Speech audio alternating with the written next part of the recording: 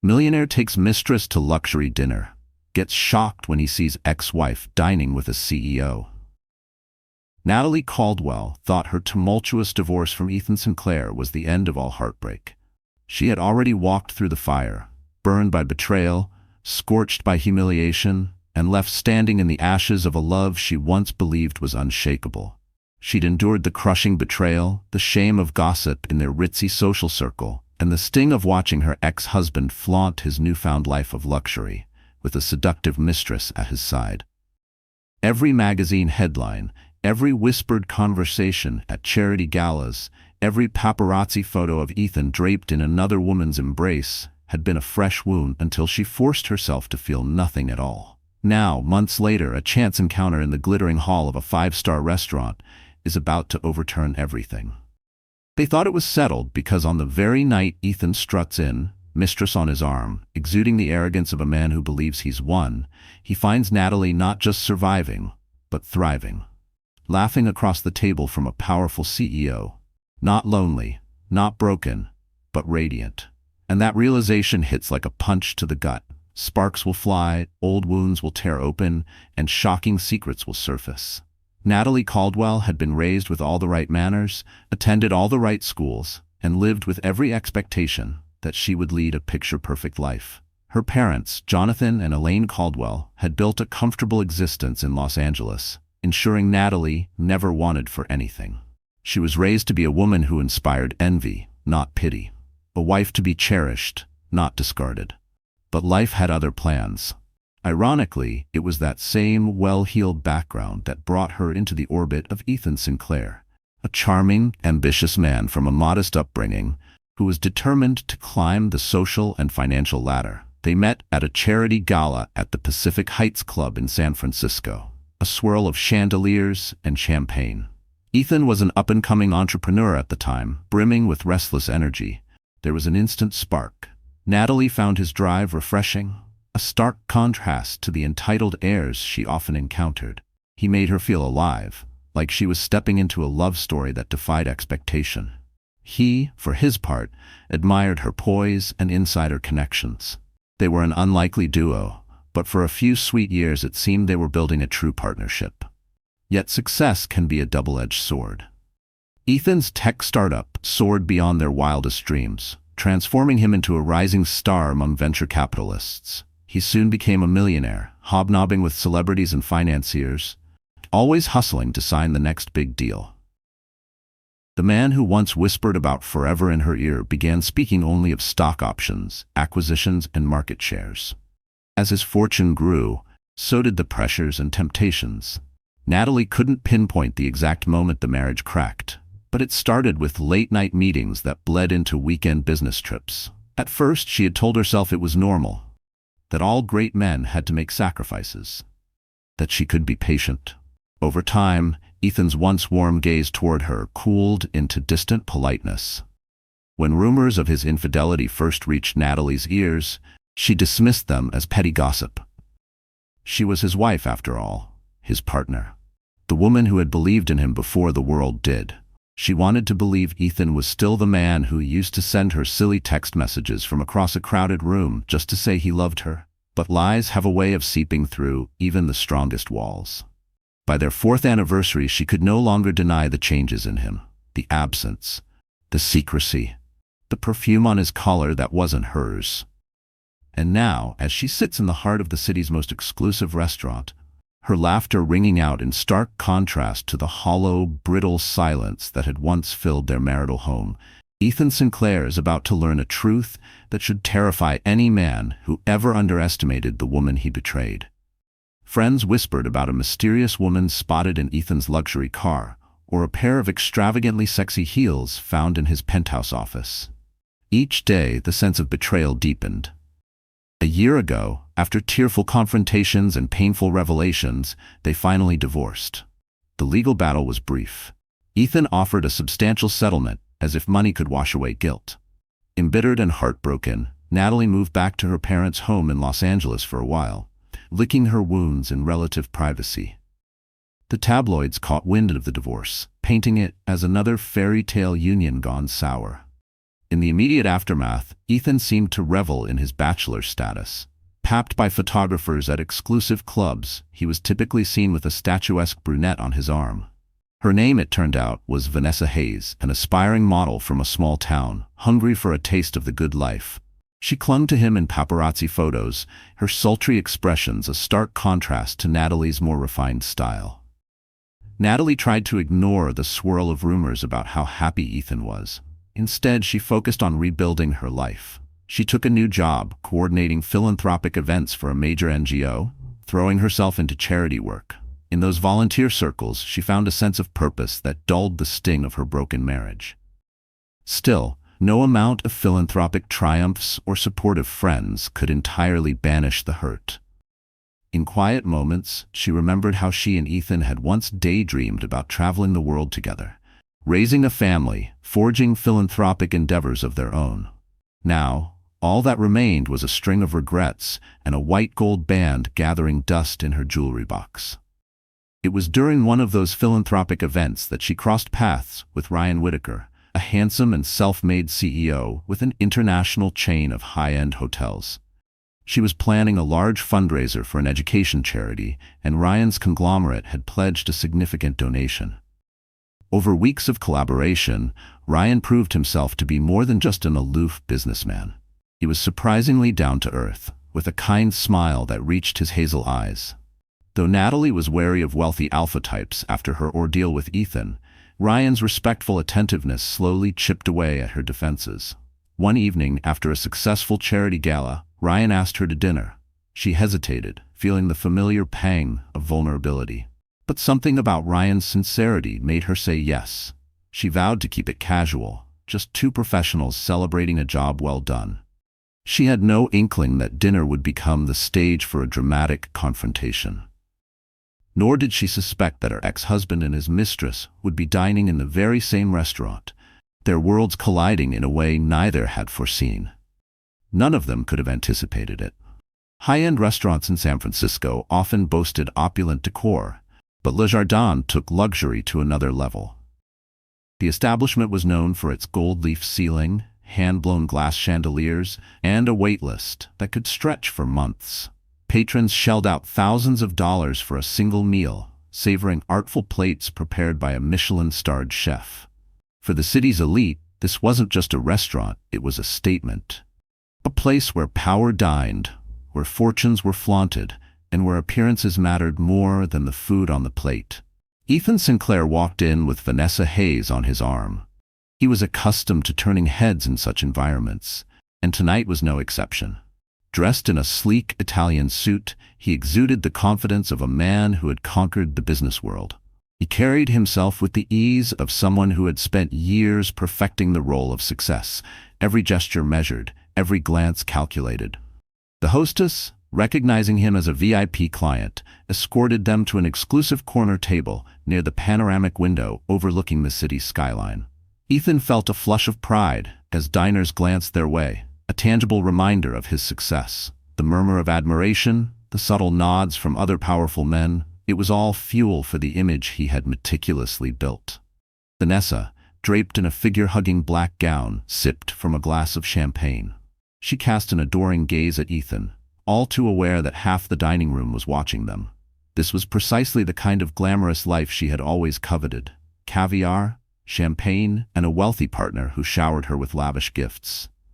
To her, luxury wasn't just comfort, it was validation. She savored every second of it, from the hush of the maître's voice when addressing them to the swirl of paparazzi who sometimes lurked outside. She wanted to be envied, desired, wanted the world to see that she had secured her place beside a man like Ethan Sinclair. As they browsed the menu discussing their upcoming trip to St. Bart's, Vanessa angled her phone to snap a discreet selfie. She knew exactly how to capture the perfect shot, her diamond bracelet catching the candlelight, Ethan's chiseled profile in the background, a subtle smirk on her lips as if to say, "This is my life now." Ethan gently took her hand, cautioning her to keep a low profile. While he reveled in success, he preferred carefully managed publicity, especially after the fiasco of his messy divorce. Vanessa pouted but complied. She understood that the real prize was continuing her association with him, not a fleeting viral post. Ethan wasn't just another rich boyfriend. He was a stepping stone to the kind of life she had always dreamed of. Meanwhile, across the restaurant, the hostess was guiding Ryan Whitaker and Natalie Caldwell to a similarly exclusive table. Ryan, possessing the quiet confidence of a man who had built an empire from scratch, wore a perfectly tailored navy suit. Unlike Ethan's carefully curated presence, Ryan's confidence was effortless, unaffected by the need to impress. Natalie glided beside him in an elegant, deep blue gown that highlighted her figure without being ostentatious. She was breathtaking, but not in a way that demanded attention. Rather, she carried an aura of quiet strength, a woman who had been broken and rebuilt herself stronger. She felt a mix of excitement and nerves. Ryan was not only a supportive philanthropic partner, but also a man she found increasingly intriguing.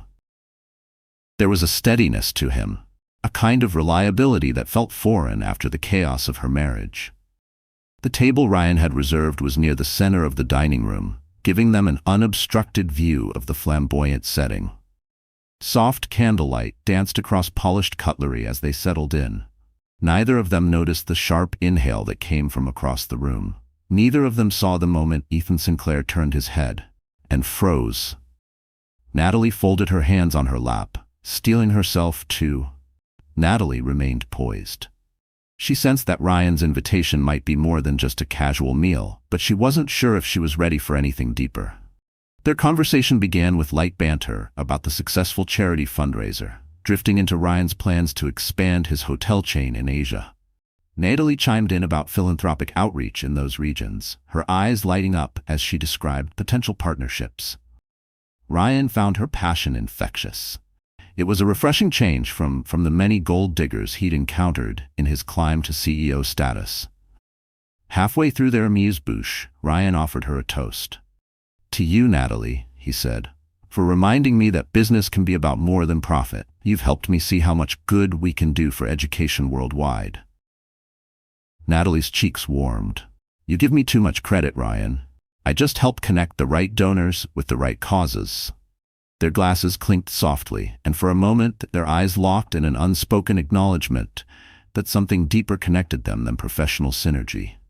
Natalie felt her heart flutter, a sensation she hadn't experienced since well before her divorce. Perhaps she was ready to explore new possibilities after all. On the opposite side of the restaurant, however, tensions were brewing. Vanessa, scanning the room with the practiced cunning of a social climber, stiffened. She thought she recognized someone.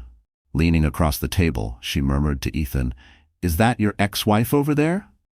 By the center arrangement.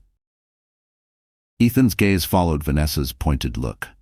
When he saw Natalie's familiar profile, elegantly poised beside a man he recognized as Ryan Whitaker, the powerful hotel magnate, shock rippled through him. The ex-wife he had so callously tossed aside was here, dressed to the nines, smiling warmly at a man who dwarfed Ethan in net worth. A pang of unexpected jealousy coiled in his chest, followed by a mixture of anger and intrigue. Trying to mask his emotions, Ethan forced a chuckle. "What a small world," he said, though his voice sounded tight to his own ears. This was no random coffee shop or casual bistro. Le Jardin was a fortress of exclusivity. People who dined here were among the elite of the elite. The last person he wanted to see was Natalie, especially not in the company of someone as influential and wealthy as Ryan Whitaker. Vanessa arched a manicured eyebrow, an almost feline grin curling her lips. "Maybe we should say hello," she suggested, her tone dripping with false innocence. "It's only polite to greet an ex-spouse and her friend."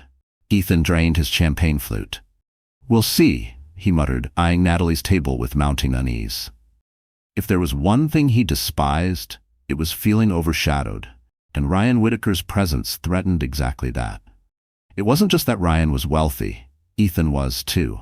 But there was something infuriatingly effortless about the way Ryan carried himself, as if power and influence were second nature to him. It made Ethan's own carefully curated confidence feel strangely hollow. Part of Ethan wanted to march over and stake a claim on his social territory, but he realized any such confrontation could spiral quickly. He could already see the headlines: "Billionaire meltdown at Le Jardin, jealous ex causes scene." He was not going to be that man. As the waitstaff flitted around delivering sumptuous plates of Wagyu beef and lobster risotto, two separate tables braced for collision. Natalie had no clue Ethan was there, mere steps away, feeling the scorching sting of envy. She was too caught up in the easy rhythm of conversation, her laugh ringing out like a melody Ethan hadn't heard in years. Ryan, meanwhile, remained blissfully unaware that the CEO of a tech startup, and Natalie's ex-husband, was studying them from afar.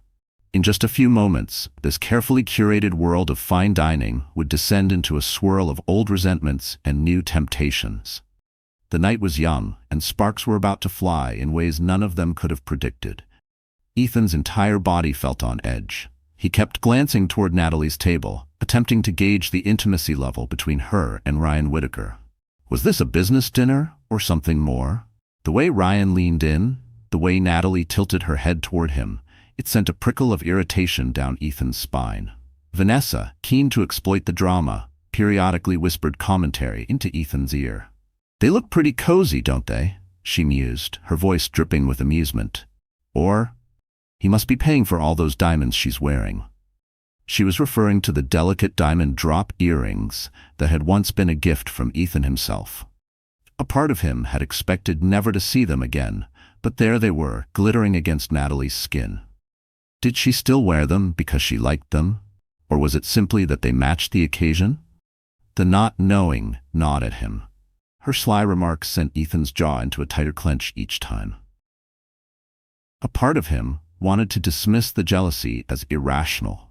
After all, wasn't he the one who had ended things and moved on with Vanessa? Wasn't he the one who had told himself that Natalie was just a chapter in his past? Yet seeing Natalie in the glamorous glow of Le Jardin, looking more confident than ever while sitting beside a man with as much power and wealth, if not more, ignited a possessiveness he hadn't anticipated. She didn't look like a woman recovering from heartbreak. She looked like a woman who had already moved on. Finally, after picking at his caviar-studded appetizer, Ethan decided he could no longer sit by and watch. He rose from his chair, ignoring Vanessa's half-smile of triumph.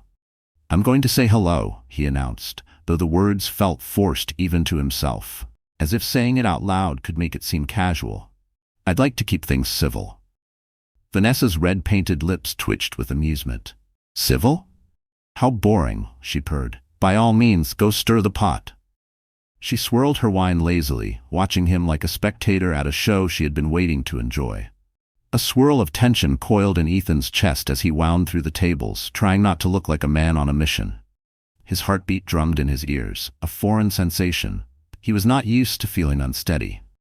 His footsteps grew heavier as he neared the center of the room. Within seconds, he stood near Ryan and Natalie's table.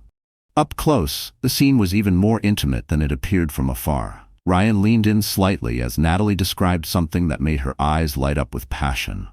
Her hand brushed the stem of her wine glass, her fingers relaxed, her expression utterly at ease. Ethan cleared his throat. Natalie's gaze snapped upward the moment she recognized him. Her expression shifted from surprise to composure, the veneer of politeness sliding into place. For a brief second, something flickered in her eyes. Shock, maybe, or something else. But just as quickly, it was gone, replaced by a cool, unreadable gaze. "Ethan," she said, inclining her head, "I didn't expect to see you here." Ryan Whitaker, who had been halfway through a chuckle, grew quiet. His hazel eyes flickered with curiosity as he assessed the newcomer. He'd heard hints that Natalie's divorce had involved a wealthy tech entrepreneur, but he had never met Ethan Sinclair in person. Offering a polite nod, Ryan extended a hand. "Good evening, I'm Ryan Whitaker." Ethan shook his hand, noting the firm grip that spoke of confidence. "Ethan Sinclair, I believe we've heard each other's names around town," he said.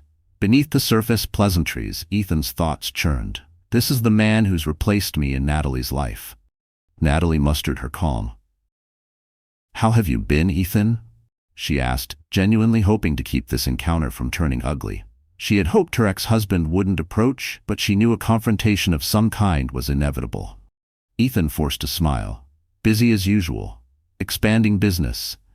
His gaze flicked around the gilded restaurant before landing back on her. "I see you're out for a nice evening yourselves," he added, gesturing slightly, as though to highlight the extravagance he was so familiar with. Ryan nodded, not missing Ethan's slight edge. Yes, we were celebrating a recent charitable milestone. Natalie here was instrumental in raising funds for some new education initiatives. Ethan's lips tightened. He remembered a time when he and Natalie had done philanthropic work together, but that was before his empire ballooned and time for genuine giving shrank. "That's nice," he offered flatly. Natalie caught the flicker of resentment in Ethan's eyes. She recognized it from the last months of their marriage, an anger that bristled whenever he felt overshadowed or left behind. She tried to maintain a polite facade, bracing for him to say something cutting. The last thing she wanted was a scene in front of Ryan or the prying eyes of the restaurant's elite clientele. Just then, Vanessa appeared behind Ethan, hooking an arm through his. She smiled sweetly, though her eyes gleamed with mischief. "Hello?" she said, extending a perfectly manicured hand to Ryan. "I'm Vanessa Hayes, Ethan's companion." The emphasis on companion was not lost on Natalie. Vanessa turned to Natalie with a slight smirk. "And you must be the ex-wife. Pleasure to meet you. I've heard so much." Natalie remained poised, though her stomach churned. Natalie recognized Vanessa from tabloid photos. Sleek, model-esque, the kind of woman who thrived in the spotlight, unbothered by whispers of scandal. She was everything Natalie was not. Loud where Natalie was restrained, bold where Natalie was poised. And yet, here they were, tangled in the same web. For a brief second, an image flashed through Natalie's mind. Vanessa draped over Ethan in some glossy magazine spread, while reporters speculated whether she had been the reason for their divorce. Now, that woman was standing inches away, smirking like she had won. "Charmed," Natalie said, forcing herself to remain civil.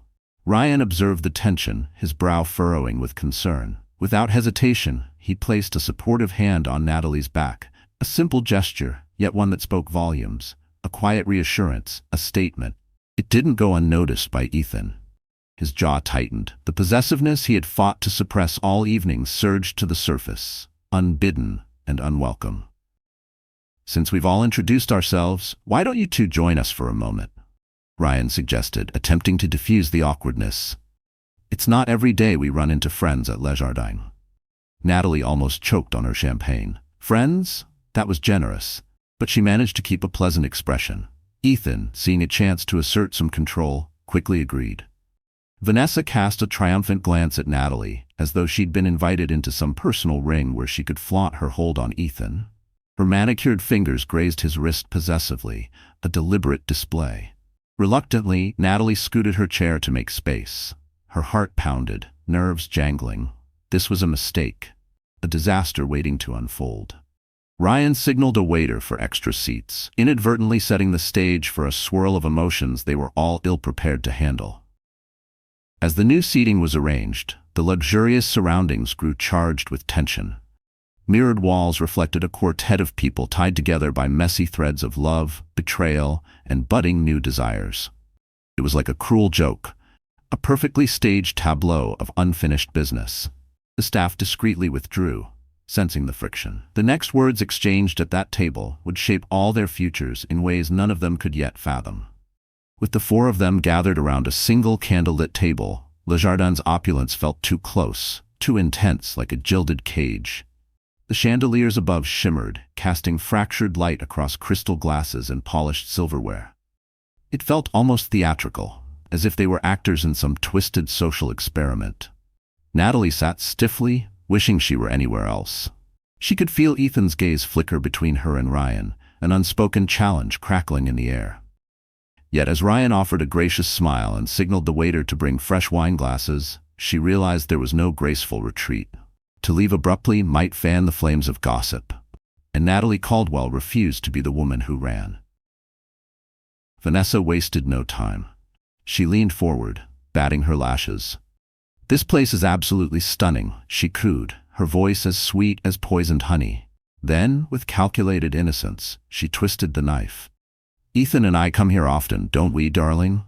Natalie felt the words before she even processed them, sharp, deliberate, meant to provoke. Ethan nodded curtly, his thoughts visibly elsewhere. For once, he wasn't indulging Vanessa's theatrics. He was too preoccupied watching Natalie. He kept glancing toward Ryan, sizing him up, comparing their suits, their presence, even their mannerisms. The way Ryan's fingers brushed lightly against the stem of his wineglass, utterly at ease. The way he angled his body toward Natalie, like she was the only person in the room worth paying attention to. Ethan hated it.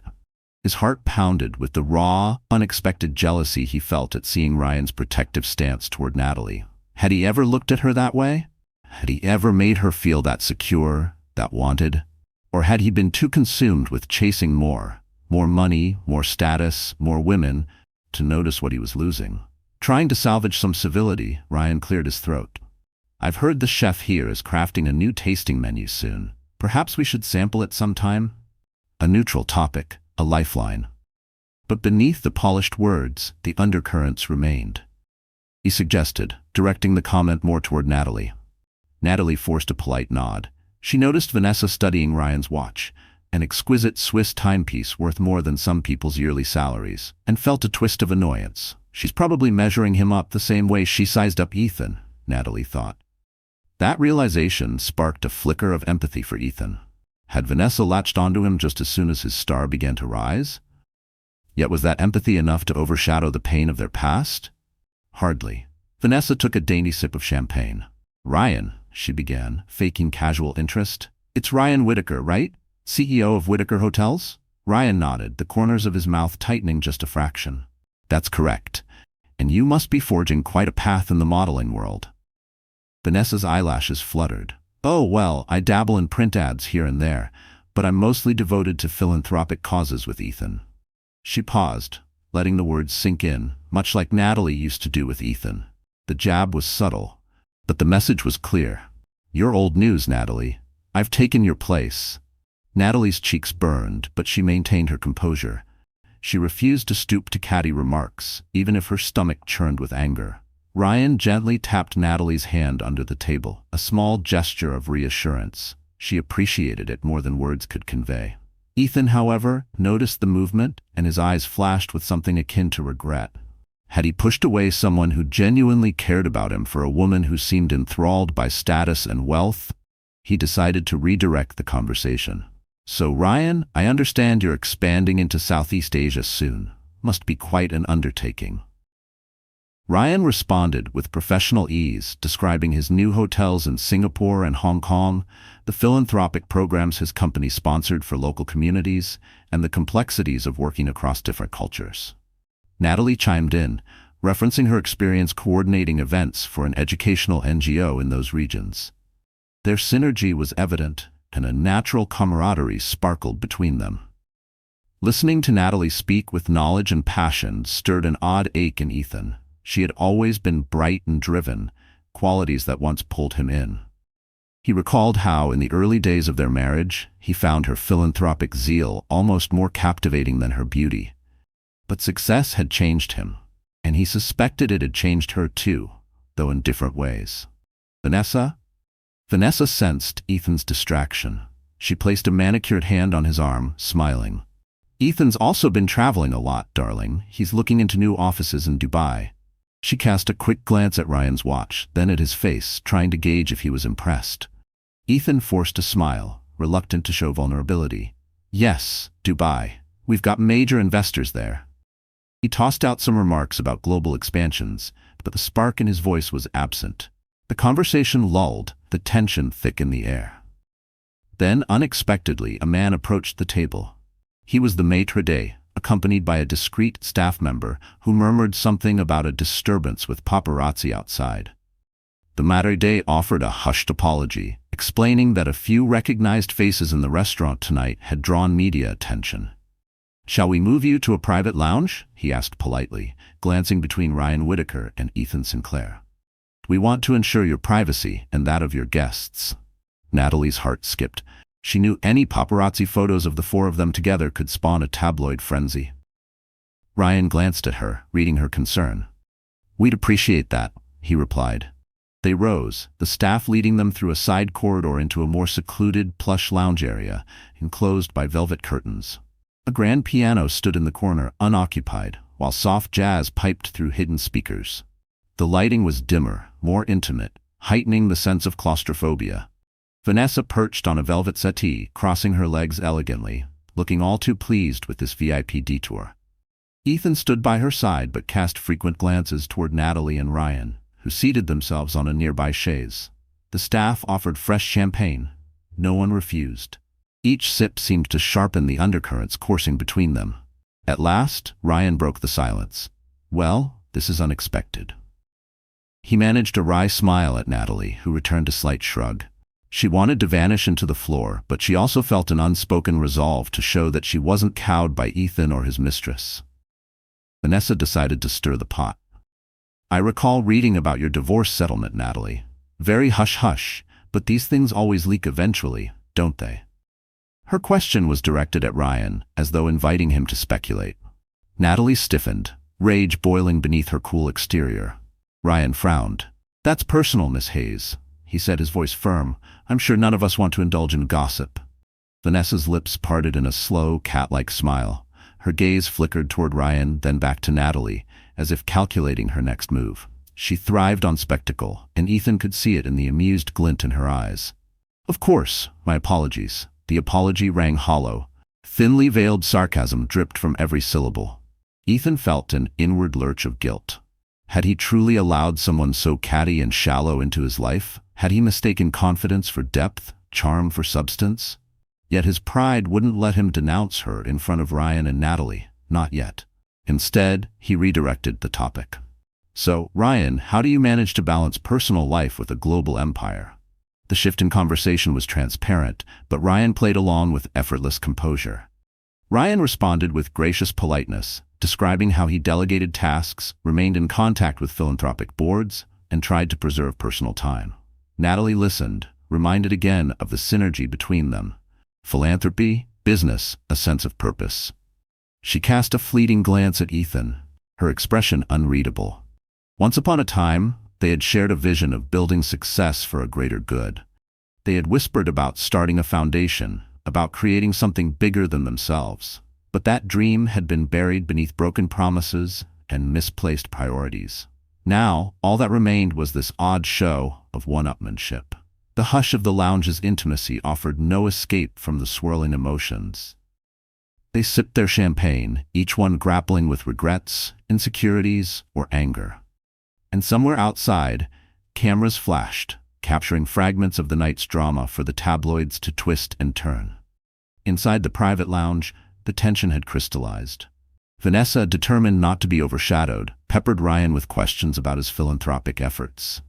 She tried to align herself with him, making vague claims of her own charitable interests, something about children's education, though she fumbled when pressed for specifics. Ethan hovered beside her, his mind churning. The contrast was stark. Ryan and Natalie spoke about these causes with ease, with purpose.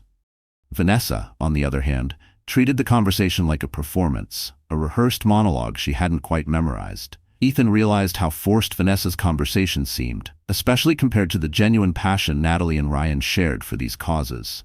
It hit him then, a sharp, uncomfortable truth. Natalie hadn't just moved on, she had moved upward.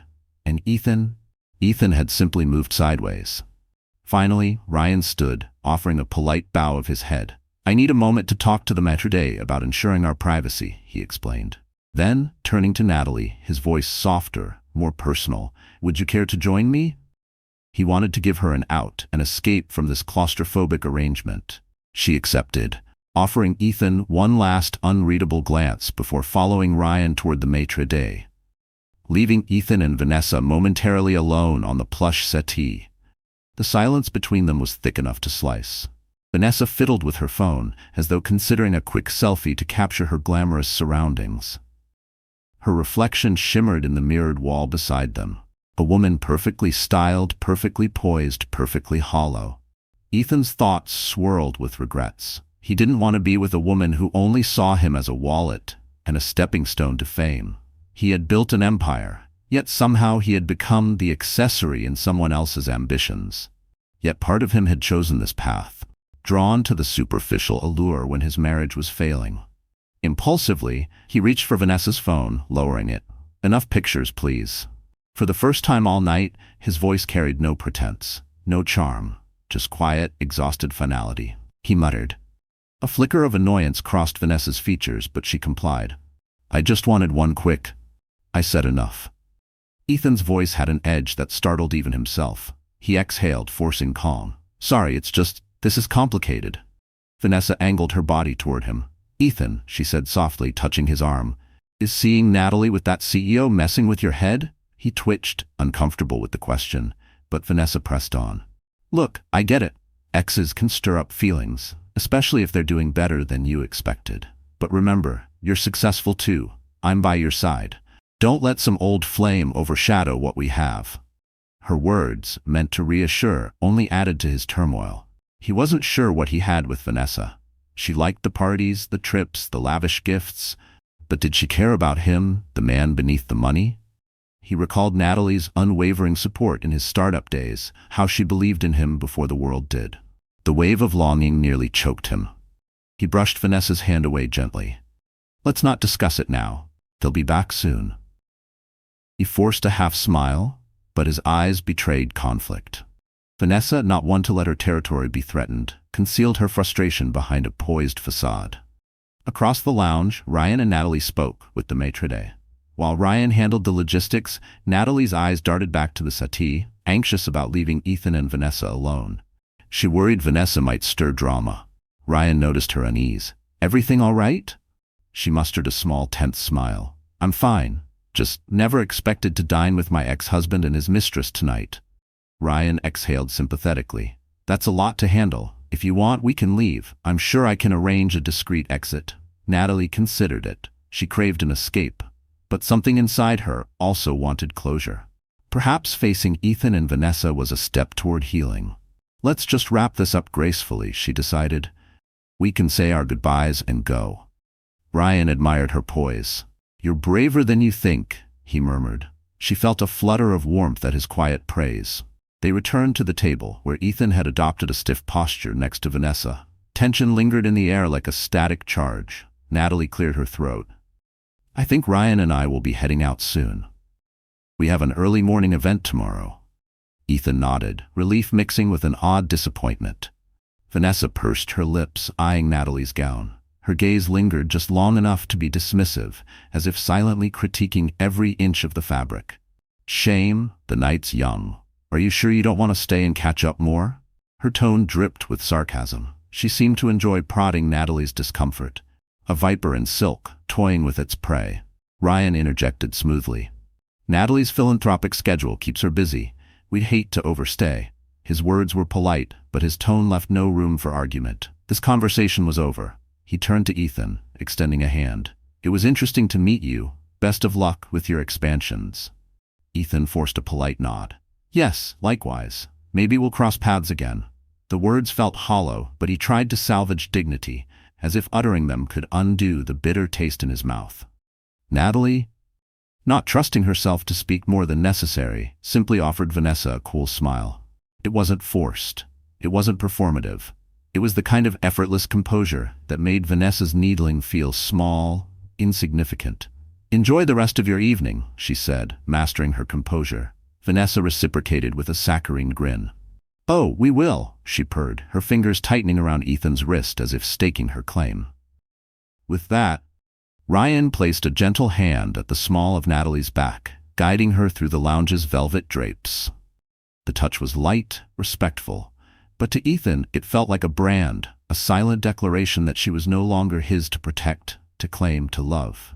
A staff member led them to a discreet exit, away from paparazzi. As they slipped into the elevator, Natalie breathed a shaky sigh of relief. Ryan studied her profile. You're handling this with remarkable grace. I know it's not easy. She gave him a wry half-smile. Grace is just controlled panic, she murmured. But I appreciate you stepping in. If you weren't there, I might have lost my cool. An unspoken gratitude flickered between them, a sense that Ryan was more than just a philanthropic partner or dinner date. He might be a quiet ally in her pursuit of healing. And maybe, just maybe, something more. Meanwhile, in the lounge, Ethan signaled the staff to bring him a stiff drink. Vanessa rubbed his shoulder in what she deemed a comforting gesture. That went well, she mused, swirling the last of her champagne.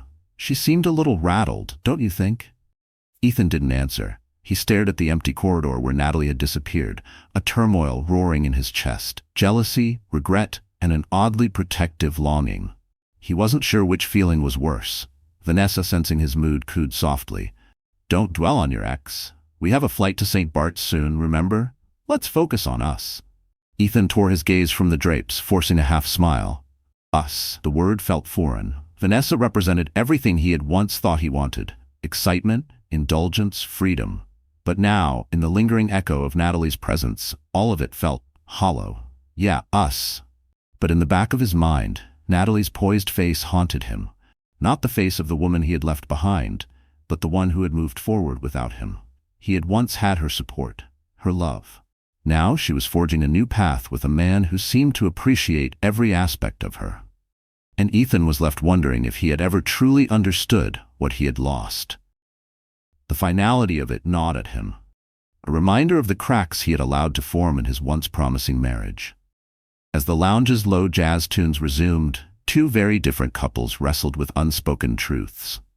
One pair left the shimmering walls behind, stepping into a city full of infinite possibility. The other remained, trapped in a world that suddenly felt far too small. The other remained anchored to illusions of a glamorous life, burdened by a growing suspicion that everything glittered far less brightly than before.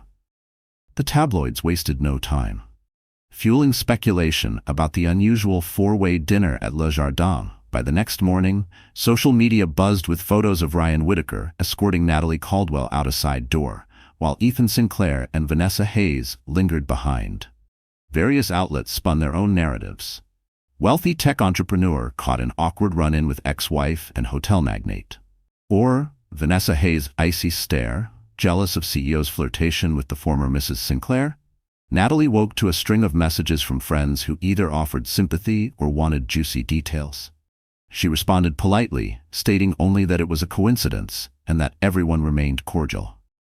Deep down, however, she could still feel the tension vibrating. After grabbing a cup of coffee, she scrolled through the headlines, vowing not to let the media circus drag her back into heartbreak. She was scheduled to meet Ryan at his corporate office that day to finalize a philanthropic partnership. Pausing at her reflection in the hallway mirror, she tucked a stray hair behind her ear. She resolved to keep her composure. Last night's messy entanglement wouldn't overshadow her professional goals. An hour later, she arrived at Whitaker International Tower, a gleaming skyscraper that symbolized Ryan's empire. The executive reception area boasted polished marble floors and minimalist art pieces. A personal assistant guided her to Ryan's private meeting room. She expected a formal atmosphere, but Ryan greeted her with a warm smile. "Natalie, thanks for coming. Let's sit down." They discussed the planned scholarship fund, the distribution of resources, and a timeline for official announcements. Despite the business-like topic, an undercurrent of personal concern simmered. Eventually, Ryan broached the subject. "How are you holding up after last night? I hope the media hasn't swarmed you." Natalie sighed. "The tabloids love to spin narratives, but I'll manage. I just appreciate your support. It could have been ugly if you hadn't been there." Ryan's expression softened. "You know you can rely on me. And I'm sorry you had to face that. It's never easy running into an ex, especially one with a complicated history." She gave a grateful nod. "I'm lucky I had a real friend by my side." The word friend hung in the air, and Ryan's eyes flickered with an unspoken question. Natalie didn't miss the nuance, but she wasn't prepared to define anything more just yet. Instead, she cleared her throat and returned to philanthropic talk, feeling a swirl of conflicting emotions. Friendship? Something deeper. She needed time to process her feelings. On the opposite side of town, Ethan Sinclair languished in his penthouse, ignoring the business emails piling up. He was due to jet to St. Bart's with Vanessa in 3 days, but the prospect no longer thrilled him. Instead, he found himself replaying the sight of Natalie with Ryan Whitaker. She seemed truly happy. A pang of regret hit him like a gut punch. Vanessa swanned about the living room, instructing the house staff on which outfits to pack. Every now and then, she tried to engage Ethan. "What do you think of this bathing suit? Or should I bring the diamond set you gave me last month?" He gave half-hearted replies, stirring a growing dissatisfaction within her. She sensed his heart wasn't in the upcoming trip. Finally, she plunked herself down on the couch beside him, crossing her arms. "Ethan, you've been moody ever since we left Le Jardin." She narrowed her eyes. "Is it Natalie? Are you jealous or something?" His knee-jerk reaction was to deny. "I'm not jealous," he said tightly. But even as he spoke, an internal voice told him otherwise. He was envious of Ryan's unbridled success, sure, but also of the genuine connection Ryan and Natalie seemed to share. I don't like how the press is twisting things," Vanessa huffed. "Let them talk. We've got a flight to paradise soon. Focus on that." She stood, tossing her hair. "I need to pick up some last-minute items on Fifth Avenue. Join me?" Ethan shook his head, feigning busyness. "I have calls." Disappointed but unwilling to waste her day, Vanessa left. Alone, Ethan mulled over the irony. He was the one who had ended his marriage for a freer, more glamorous life. Now, he found himself unfulfilled, craving something deeper. He recalled how Natalie once believed in him unconditionally, how they'd share late-night conversations about using their wealth to make a difference. With Vanessa, those discussions never arose, unless they served some PR angle. Impulsively, Ethan grabbed his phone and scrolled to a contact he hadn't used since the divorce. Jessica Morgan, a mutual friend who had remained closer to Natalie after everything fell apart. Jessica was known for her level-headed advice. Perhaps Ethan just needed to hear from someone who understood the real Natalie. He hesitated, then typed a quick message. "Hey Jess, it's Ethan. I know it's been a while. Could we talk?" Seconds turned to minutes. Just when he assumed Jessica would ignore him, a reply popped up. "This is unexpected. Are you okay?" Ethan exhaled shakily. He typed back, "Not really, need some perspective." She responded with a short directive. "Meet me at Bayview Cafe, 4 p.m. tomorrow." Ethan set down the phone, feeling a swirl of relief and anxiety. Jessica was notoriously blunt. If he sought perspective, she'd give it, whether or not it was comfortable. Still, he wanted clarity. About his feelings for Natalie, about his life with Vanessa. Something had to give, or he risked sinking further into regret. He trudged to the bedroom window, gazing out at the San Francisco skyline he'd once found so thrilling. Now each glimmering building seemed to mock him. Wealth and success had never felt so hollow, and as the hours ticked by, a single truth pressed on him. He might have lost something priceless, and it might be too late to reclaim it. The next afternoon, Ethan arrived at Bayview Cafe, a cozy spot near the waterfront that bustled with young professionals on lunch breaks. He spotted Jessica Morgan in a corner booth, sipping a latte. She was flipping through a magazine, her wavy brown hair framing a face etched with skepticism. When she caught sight of Ethan, her lips pressed into a tight line. Neither a smile nor a frown, more like measured neutrality. Ethan slid into the seat opposite her. The lingering scent of espresso grounded him somewhat, but his nerves flickered. Jessica set the magazine aside, crossing her arms. "You said you needed perspective," she began bluntly. "So talk." He rubbed his temples, searching for the right words. "I ran into Natalie last night, at Le Jardin." Jessica's expression didn't change. She was with Ryan Whitaker. He explained the swirl of tension, the forced conversation, and how it sparked an unsettling jealousy he hadn't foreseen. Jessica arched an eyebrow.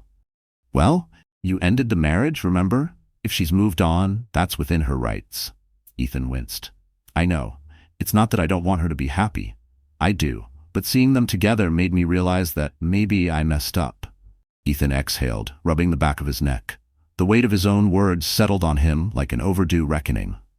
"I never properly appreciated what Natalie and I had." Jessica's gaze sharpened. "Let me guess. Now that you see her with a man who's possibly more successful and philanthropic than you, it's chafing your ego." The pointed observation stung, not because it was unfair, but because it was uncomfortably accurate. Ethan's shoulders slumped. "I suppose so," he admitted softly. "I hate feeling overshadowed. But it's more than that. Nat is not just some trophy I can't have. She was real." He looked down, voice thick with regret. "We built something together. It wasn't just about money or appearances. It was a partnership, and I can't help but wonder if I threw it away too easily." Jessica studied him for a moment, her fingers tapping against her coffee cup in quiet assessment. "So, what about Vanessa?" He hesitated. "She's fun," he said, but the word felt hollow even as it left his lips. "I guess, but it's shallow." His voice lowered, almost like he was admitting the truth to himself for the first time. I realize I've been trying to fill a void with parties and extravagances, with noise. She's not interested in building anything meaningful, at least not from what I see. A long pause. And honestly, I'm not even sure if I love her, or if I just love the idea of not being alone. Jessica snorted softly. Wow, there's a healthy foundation for a relationship. She leaned back in her chair, arms crossed. Look, Ethan, you know I took Natalie's side after the divorce because I saw what you did to her. You left her wrecked. And you, she pointed a finger at him, unwavering, were too damn wrapped up in your shiny new millionaire lifestyle to even notice. Ethan swallowed hard. Hearing it put so bluntly made his stomach churn. Jessica's voice softened slightly. So what exactly are you asking me here? If you should try to get her back? His throat tightened. Would it even matter? He let out a humorless laugh. She's with Ryan Whitaker. They look solid. I don't want to sabotage her happiness. Jessica took a slow sip of her latte, watching him carefully. Natalie's a grown woman. She's done with heartbreak, and I know Ryan respects her. She set down her cup, meeting his gaze. If you want to try to reconnect, you better be prepared for the possibility that she might reject you outright, that she might choose Ryan, and that if she does, you don't get to be bitter about it. A pang of dread twisted in Ethan's chest. The thought of seeing Natalie completely slip away, permanently, wasn't something he was ready to accept. So, you think I should just move on? Jessica's expression was unreadable. I think you need to figure out what you truly want, and if you even deserve another chance. She leaned in slightly. But let's be very clear, she owes you nothing. Jessica's voice was firm, unwavering. If you're expecting some kind of easy redemption arc, forget it. And if this is just about your bruised ego, do us all a favor and walk away now. Ethan drew a shaky breath, feeling both gratitude and shame. Jessica always had a way of cutting through the noise, of holding a mirror to his worst tendencies. This was why he had asked for perspective. You're right, he admitted, his voice quiet. The words felt like glass in his throat, but they needed to be said. It's not just ego. I regret how I let success overshadow what mattered. He let out a breath, his hands tightening around the coffee cup. But I don't want to be the villain in her story anymore. Jessica's gaze was oddly sympathetic. Then talk to her, she said. Apologize, without expectations. If there's any chance for a new chapter, it starts with honesty. They spoke for another half hour, dissecting the complexities. Jessica offered a final caution. Don't forget, Ryan's not some fling. He's a powerful man who could give Natalie everything she once dreamed of with you, minus the drama. The words weighed heavily on Ethan, but also crystallized his resolve. After Jessica left, Ethan lingered, staring at the swirling foam in his untouched coffee. He pulled out his phone and typed a message to his assistant. Cancel the St. Bart's trip with Vanessa. If he was going to face the emotional chaos within, he needed to stop running off to tropical distractions. Yet how would Vanessa react? Probably with fury, or worse, cunning. He had to handle that too. But first, he needed to figure out a genuine way to speak with Natalie. Perhaps invite her to coffee. Or, even better, a safe, neutral setting where they could talk alone. He had no illusions that a single conversation could fix everything, but it might be the first step toward redemption. Or final closure. As he left the cafe, a faint sense of clarity accompanied him. The city's hustle and bustle felt less suffocating, more like a symphony of possibilities. He realized that real success wasn't about having the best table at Jardin or the flashiest penthouse. It was about forging meaningful connections, living with integrity, and maybe, just maybe, finding a love that endured beyond the novelty of wealth. Ethan stared at his phone, heart pounding. The message he just typed felt too raw, too vulnerable. Natalie, it's Ethan. Could we meet for coffee? Just to talk. He hesitated, hovering over the send button. Memories of their last encounter at Jardin flooded his mind. Natalie, radiant and confident, with Ryan Whitaker at her side.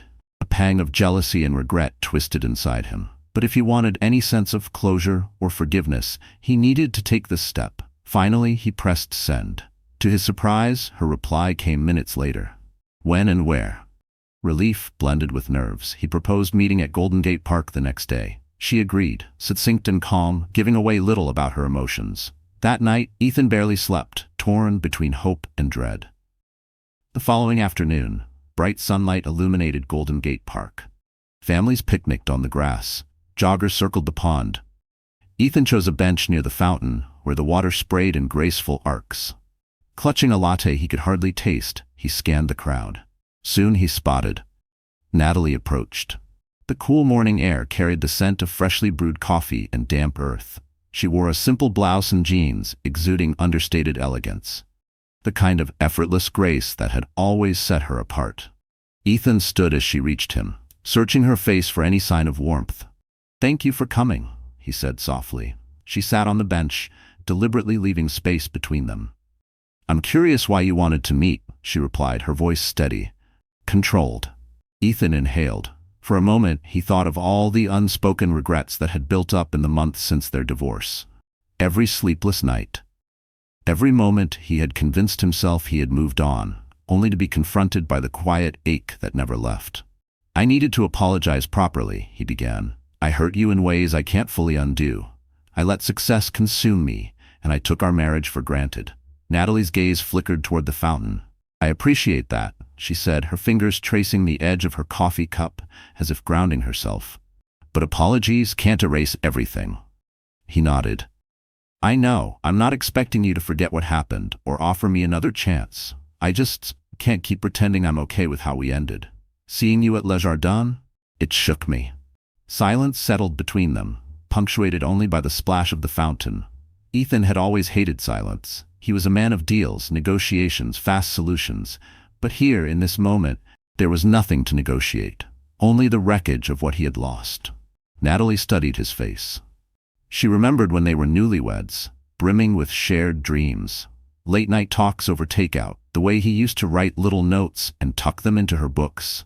The man who had once held her hand in crowded rooms before he started leaving her behind. But those dreams had dissolved under the weight of Ethan's ambition. "I'm not the same person I was," she said quietly.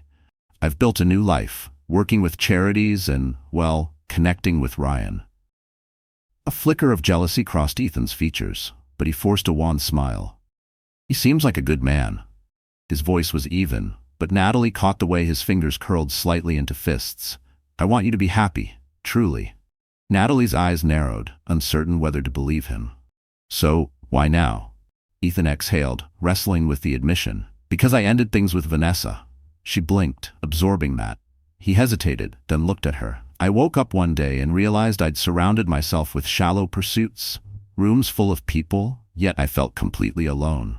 It took me too long to see that I was chasing something meaningless." He glanced away, his voice thickening.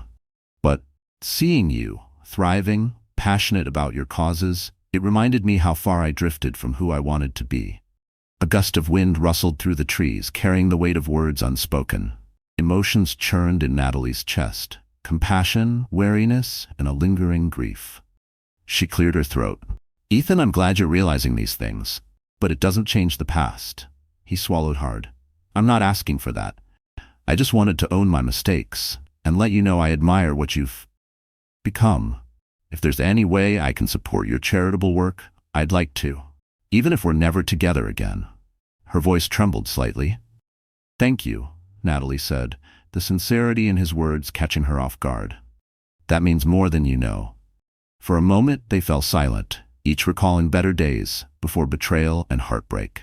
A breeze stirred the leaves overhead, and faint laughter echoed from the other side of the park. Eventually, Natalie spoke. "I accept your apology, but I'm moving forward, Ethan, with or without Ryan. I've learned to stand on my own. I hope you find your own path, too." He nodded, eyes bright with unshed tears. "That's all I wanted.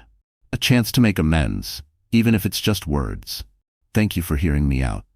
They rose from the bench, coffees untouched. She gave him a small, wistful smile. "Take care of yourself." He offered a hesitant wave, then turned to leave. Natalie stood there, watching him merge into the crowd, uncertain whether to feel relieved or nostalgic. The fountain's rhythmic spray glittered in the sun as she exhaled, heart lighter than before.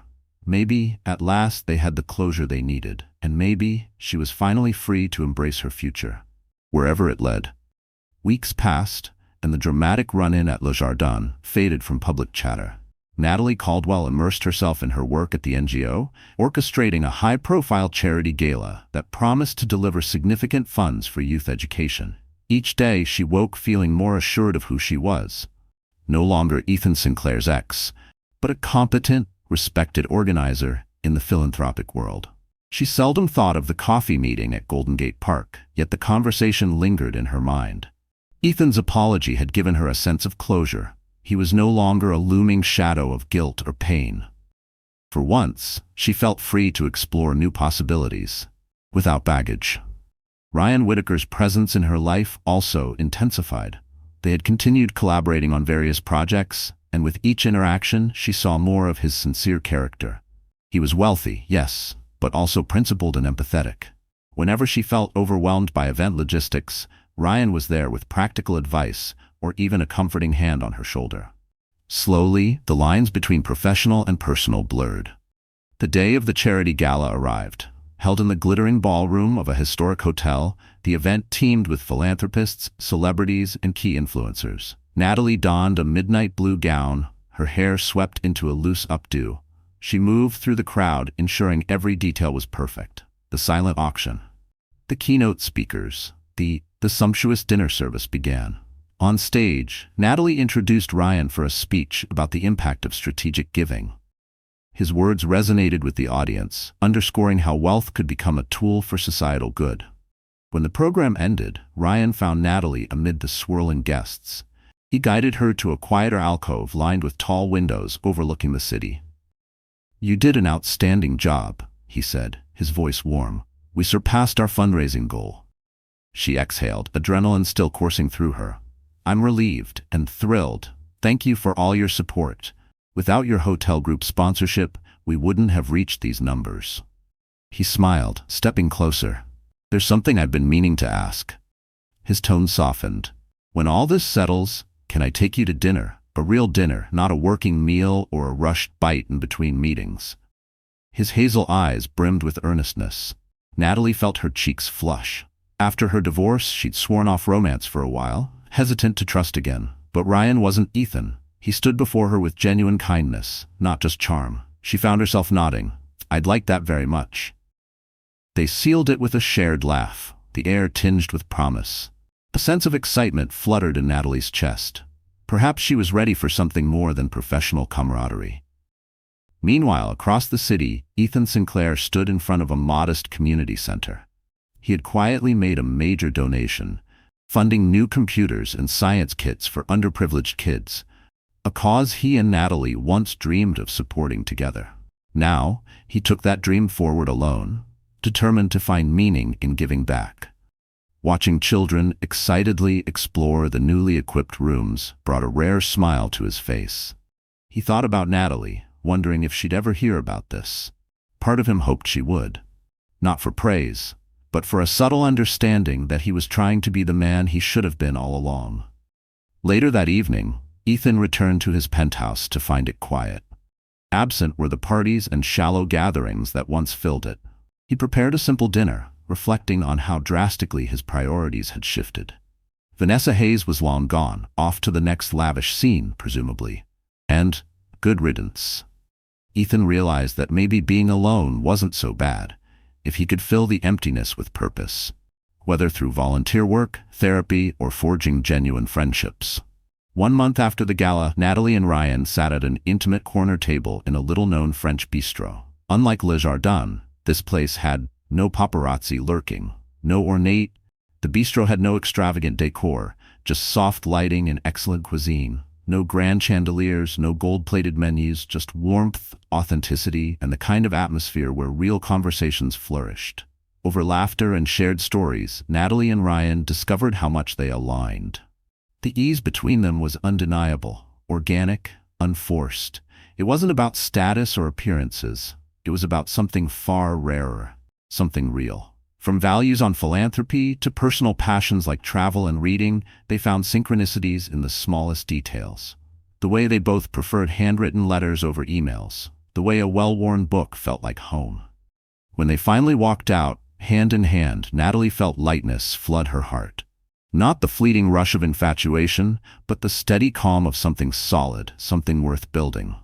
She glanced at the moonlit sky, a quiet smile tugging at her lips.